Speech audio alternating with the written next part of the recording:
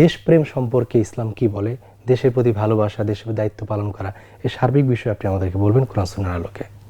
নিঃসন্দেহে আল্লাহ সুবহানাহু ওয়া তাআলা মানুষদেরকে বিভিন্ন গোত্রে দেশে পাঠিয়েছেন, বিভিন্ন ভাষা দিয়েছেন। এটা আল্লাহ সুবহানাহু ওয়া তাআলার সৃষ্টির অনন্য বৈচিত্র্য।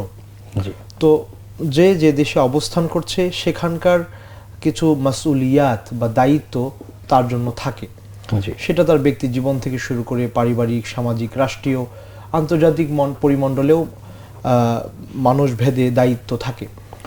তো সেটা অবশ্যই ইসলামের আলোকে ঢেলে সাজাতে হবে। জাতীয়তাবোধ আমরা একেবারেই অস্বীকার করছি না, আবার এটাও বলছি না যে সবার উপরে আমার দেশ, না, সবার উপরে আমার ইসলাম।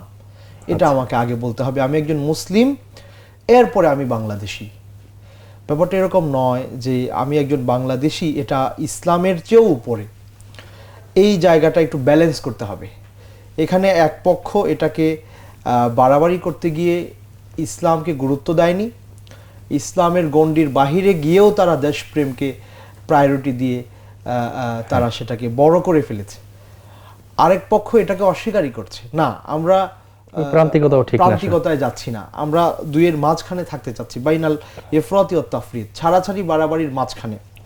হ্যাঁ, আমার দিন অবশ্যই আমাকে বলেছে যে তোমার দেশের যারা দায়িত্বশীল আছে তাদেরকে আনুগত্য তুমি স্বীকার করো, যতটুকু ভালো তারা বলে ততটুকুর সাথে রাষ্ট্রের আনুগত্য তোমরা করো। এখানকার যে রুলস রেগুলেশন আছে এগুলো তোমরা মেনে চলো, যতক্ষণ পর্যন্ত তারা ইসলামের অধীনে নিজেরা নিজেদের দেশ পরিচালনা করবে।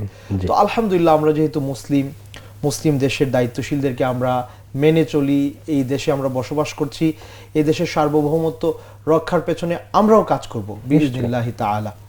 তবে কোনো অবস্থাতেই যেন তা ইসলামের গণ্ডির চেয়ে বেশি গুরুত্ব না পায়, এদিকে খেয়াল রাখতে হবে।